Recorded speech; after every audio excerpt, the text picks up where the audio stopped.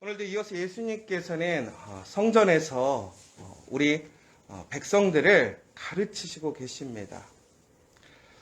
여러분, 어제 예수님께서 그 예루살렘을 향해서 슬피 우시던 모습을 기억하십니까?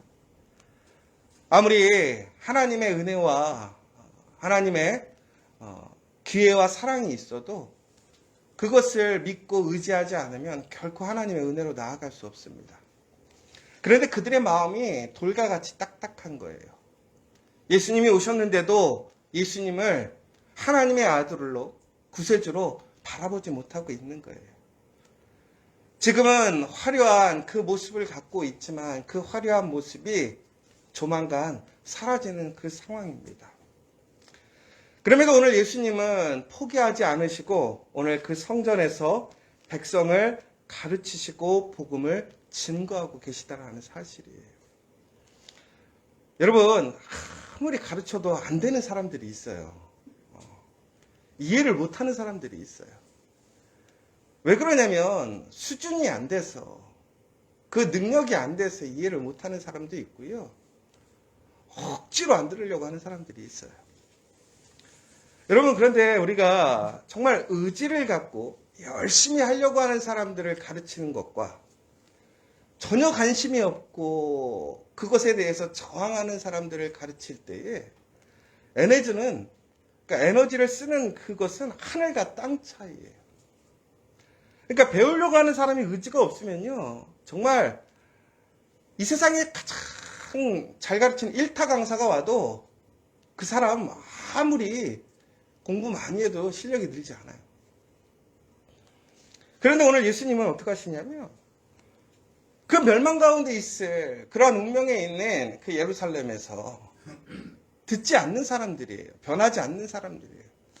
그런데 그들에게 뭘 하고 계시냐면 백성을 가르치시고 복음을 증거하고 계시더라는 거예요. 우리는 가끔씩 효율성에 대해서 얘기합니다. 어떻게 하면 더 효과적일까? 우리가 쓰는 에너지를 어디에 더 쓰는 것이 효율적이고 더 좋은, 더 많은 열매를 얻을 것인가? 세상적으로 얘기하면 내가 쓰는 에너지로서 가장 많은 열매를 얻을 수 있는 것에 투입하는 게 맞아요. 교회도 그래서 요즘에는 어떻게 하면 더 많은 사람들을 교회에 모이게 할 것인가? 사람들이 원하는 것이 무엇인가에 관심을 갖게 됩니다.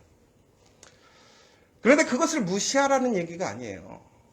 사람들에게 필요한 것, 갈급한 것을 우리는 함께 나눠야 됩니다. 그러나 중요한 것은 진정으로 중요한 것이 무엇인가라는 거예요. 그런데 하나님의 말씀을 들을 수 있고 또 듣지 않는 사람일지라도 하나님은 그 한 영혼을 얼마나 존귀하게 여기시는지 몰라요. 우리가 이른 양의 비유를 통해서 그 전에 보았잖아요. 99마리의 건강한 양과 잃어버린 한 마리의 양의 가치는 동일하다는 거예요. 99마리를 잘 지키는 것 중요해요. 그러나 그 한 마리가 그 99마리와 가치가 동일하다는 거예요. 그러므로 우리는 하나님 앞에 부름받은 그 삶의 자리에서 우리에게 맡겨진 사역이 세상적으로 얼마나 많은 열매를 얻고 또 세상적인 얼마나 많은 성취를 이루느냐에 따라서 우리가 상금을 받는 것이 아니라는 거죠. 바로 한 생명을 회복시키고 지켰느냐가 하나님에게는 가장 큰 기준이 되는 것이고 기쁨이 된다는 사실이에요. 오늘 예수님도 마찬가지인 것이죠. 그 한 사람이라도 구할 수 있다면 오늘 예수님의 그 수고와 노력은 결코 헛되지 않은 거예요. 여러분, 오늘이 어떤 날입니까? 예수님이 이제 십자가에 달리실 날이 며칠 남지 않았어요. 여러분들, 어제도 제가 말씀드렸는데 여러분들에게 그 운명의 시간, 죽을 날이 정확하게 언제인지 알고 시간이 얼마 남지 않았다면 여러분들 지금 뭐 하시겠어요? 여러분, 최소한 우리 가족과 함께 시간을 보내려고 하지 않으시겠어요? 내가 하고 싶은 거 아니면 정말로 내가 무엇인가를 열매를 거둘 수 있는 일에 하지, 힘써도 의미 없는 일, 열매를 거두지 못하는 일에 힘쓰지 않을 거란 말이에요.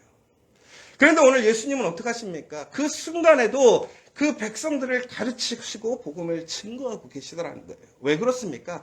그 한 명이라도 들을 수 있다면, 그 한 생명이라도 구원받을 수 있다면 오늘 그 시간이 가장 가치 있는 시간이기 때문에 그래요. 여러분들, 오늘 여러분들의 시간을 여러분들은 어디에 포커스를 두고 있습니까? 우리가 하나님의 나라를 위하여, 하나님의 일을 위하여 시간을 씁니다. 그런데 중요한 것은 우리가 그러다 보면서 사람을 놓치는 일들이 너무나 많아요. 교회의 목적이 뭐냐 이거예요. 교회는 얼마나 커지느냐가 중요한 게 아니잖아요. 한 사람을 지킬 수 있느냐 없느냐라는 문제예요. 왜 우리가 구원의 은혜를 받고 그러면서 또한 살아가면서 우리가 해야 할 일이 뭐냐 이거예요. 그 한 영혼을 지키는 거예요. 제가 개척하고 나서 딱 하나 배운 게 있어요. 정말 한 사람이 귀하다는 거죠. 제가 우스갯소리로 옛날에는 그런 말하는 사람 제일 싫었는데 개척하지 않고는 목회를 말하지 마라 이런 얘기 제일 싫었거든요. 왜냐면 개척 안 하신 분들 되게 많고 그런 얘기 들으면 또 되게 싫어하세요. 개척 안 하신 분들은.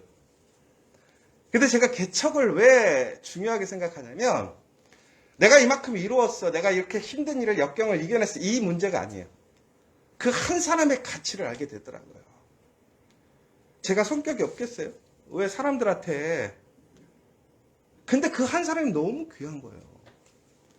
그 한 사람을 얻으려면요. 얼마나 어려운지 아세요? 근데 부교육자 때는요. 이게 그냥 당연한 것인 줄 알아요. 있으니까. 오히려 많으면 막 힘에 겨운 거죠. 벅찬 거죠. 근데 저는 태생적으로 워낙 일을 좋아해갖고 그런 적은 별로 없는데. 그런데 여러분 정말로 그 한 사람을 믿음의 사람으로 구원에 이르게 하는 일이요. 사람의 힘으로 되지 않는다니까요. 그런데 그 한 사람이 찾아왔다면 그 한 사람을 놓친다. 그거는 성령을 거스르는 일이에요. 여러분 오늘 예수님께서는 오늘 어찌 보면 참 무의미한 일을 하는 거예요. 시간을 낭비하는 거잖아요. 제일 중요한 시간을 허비하고 있단 말이에요. 그런데 중요한 것은 오늘 예수님이 해야 할 일을 하고 있더라는 거예요. 여러분 사순절 기간 동안 여러분에게 가장 중요한 일이 무엇입니까? 우리에게 가장 중요한 것은 오늘 나의 삶의 자리에서 나에게 맡겨진 그 사람들을 한 사람이라도 지키고 구원에 이르게 하는 일이에요. 저는 이번 사순절 기간 동안 여러분들이 그 한 사람들을 다시 바라봤으면 좋겠어요. 그리고 그 한 사람을 온전히 하나님의 말씀 안에서 회복시키고 살리는 일에 힘쓰는 진정한 믿음의 사람들이 되었으면 좋겠어요. 이것이 하나님께서 우리를 부르신 목적이고 우리를 세우신 목적이라는 거예요. 여러분 우리의 가정에 복 주시기를 원하잖아요. 일터에 복 주시기를 원하잖아요. 교회가 부흥하기를 원하잖아요. 그럼 왜 그러느냐 이거예요. 그 한 사람을 살리기 위한 거예요. 지금 우크라이나에 러시아가 침공을 해서 전쟁이 일어났어요. 근데 우리가 왜 온 세계가 우크라이나를 지지합니까? 무고한 생명이 죽어가기 때문에 그런 거 아니에요. 생명을 지켜야 되기 때문에. 여러분 오늘 다시 한번 우리 사순절 기간 동안 우리가 놓치고 있는 우리의 본분 가운데서 우리가 해야 할 일 중에서 가장 중요한 일이 무엇인가를 다시 한번 깊이 있게 생각하는 시간이 되었으면 좋겠어요. 그런데 오늘 이렇게 예수님께서 열심으로 말씀을 가르치는데 참 방해하는 사람들이 있어요. 아니 응원해줘도 못할 망정 와가지고 예수님께 뭐라고 그러냐면 아니 무슨 권위로 이렇게 사람들을 가르치냐 이거예요. 오늘 예수님께 찾아왔던 대제사장과 서기관들은 근데 화가 날만 하지요. 왜 그러냐면 그들이 가르쳐야 할 일, 그들의 권위의 기본이 되는 그것을 예수님이 가르치고 있는 거예요. 그런데 문제는 뭐냐? 예수님이 너무 능력이 있는 거죠. 사람들이 몰려드는 거예요. 더 나아가서는 그들이 성전에서 그것을 유지하기 위해서 일으켰던 모든 일들을 예수님께서 엎으셨어요. 장사꾼을 다 내쫓으신 거예요. 그러니까 자신의 권위의 근간이라고 생각하는 가르침의 그 일도 예수님이 하시는데 나보다 더 능력이 있어요. 그리고 내가 그 모든 일들을 진행함에 있어서 물질적으로 그것들을 지탱할 수 있는 근원을 흐트러 버리신 거예요.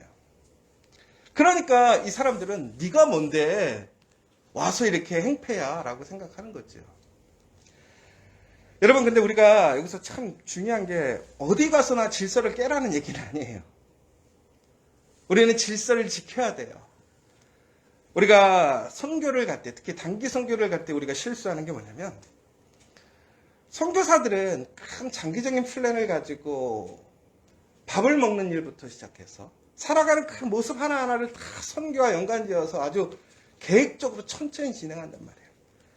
그래서 단기 선교 온 사람들은 갑자기 막 열이 이렇게 막 불이 붙어갖고 막 복음 증거하고 막 잡혀가도 된다고 막 그랬다가 그 사람들은 잡혀가도 그만이지만 거기 남아있는 사람들 아예 선교가 쑥대밭이 되는 일들이 얼마나 많아요. 그러니까 오늘 어떤 관점에서 보면 예수님이 그런 관점으로 이렇게 하고 계시지 않는가라고 생각할 수도 있을 거예요. 그런데 그것이 아니라는 거죠. 왜 그러느냐? 오늘 이 서기관과 장로들, 대제사장들은 온전히 그들에게 주어지는 권위의 일, 그 권위가 시작되는 그 일을 올바로 감당하지 못했기 때문에 그렇다라는 거예요. 오늘 예수님께서 그들의 권위나 혹은 전통을 무시하려는 것이 아니에요. 그들의 주어지는 권위에는 책임이 따르다라는 것을 그 사실을 기억해야 돼요. 그럼 권위라는 것이 무엇으로 증명되는가라는 거죠. 오늘 이 사람들 또한 예수님께 당신이 무슨 권한으로 이렇게 하느냐고 물어봅니다. 여러분, 우리의 가장 권한의 근간이 되는 것은 뭐냐? 하나님의 말씀이 돼야 돼요. 하나님이 돼야 된다는 거예요. 그러면 여기서 제일 중요한 게 이거예요. 그러면 하나님의 말씀과 하나님께서 우리에게 주신 그 권위의 근간을 어떻게 구별할 수 있는가라는 것이죠. 저는 그래서 오늘 갈라디아서 5장 22절에 보면 성령의 9가지 열매가 나옵니다. 제가 읽어드릴게요. 오직 성령의 열매는 사랑과 희락과 화평과 오래 참음과 자비와 양성과 충성과 온유와 절제니 이 같은 것을 금지할 법이 없느니라. 그리스도 예수의 사람들은 육체와 함께 그 종욕과 탐심을 십자가에 못 박았느니라. 만일 우리가 성령으로 살면 또한 성령으로 행할지니 헛된 영광을 구하여 서로 노엽게 하거나 서로 투기하지 말지니라. 그러니까 우리의 삶의 권위는 결국은 하나님을 통해서, 하나님의 말씀을 통해서 나오게 되는데 그 말씀의 증거가 뭐냐? 성령의 열매가 있느냐라는 거예요. 그러니까 우리가 권위를 인정받고 싶으면 내 삶에 성령의 열매가 있어야 된다는 거예요. 내가 주장하거나 내가 무엇인가를 법적으로 받으려는 것이 아니라 내 삶에 하나님의 그 성령의 열매가 있게 될 때 그것이 진정으로 하나님의 말씀이라는 거예요. 그러면 내가 하나님의 말씀 안에서 그런 권위의 자리에서 가르칠 수도 있고 또한 행할 수도 있어요. 그런데 문제는 내 안에 성령의 열매가 없다면 그것은 잘못 행하는 거예요. 오늘 그러면서 예수님께 질문하는 그 질문의 의도를 예수님은 아는 거죠. 예수님의 삶에 오늘 성령의 열매가 나타나고 있어요. 하나님의 그 권위의 증거가 나타나고 있음에도 불구하고 오늘 이들은 그들의 탐심과 욕심 때문에 그들의 영광을 구하기 위해서 그것을 부정하는 거예요. 그래서 예수님이 그들에게 또한 물어보는데 그들은 그 대답을 알면서도 지금 자신의 그러한 삶의 권위가 무너질까 봐. 여러분, 우리가 세워야 할 것은 사람의 권위가 아니라 말씀의 권위를 세워야 돼요. 그럼 말씀의 권위는 어디서 세워질까요? 오늘 이야기했던 이 성령의 열매를 통해서 이루어지는 거예요. 여러분, 우리 사순절 기간 동안 정말로 성령의 열매를 맺는 여러분 되시길 간절히 소망합니다. 그런데 바로 그 성령의 열매 중에 첫 번째가 뭡니까? 사랑이라는 거예요, 사랑. 오늘 예수님이 성전에서 왜 백성을 가르치셨습니까? 사랑 때문에 그랬다는 거예요. 이 사순절 기간 여러분, 사랑으로 우리가 무엇을 해야 하는지, 우리가 누구를 지켜야 되는지, 그것을 혼전하게 깨닫고 바라보는 그러한 시간 되시기를 간절히 소망합니다. 그리고 오늘 그 성령의 열매를 맺기 위해 더욱더 힘쓰시고 그 성령의 열매를 통해서 하나님의 말씀을 끝까지 선포하고 증거하는 그 믿음의 사람, 복된 사람들 되시기를 간절히 소망합니다.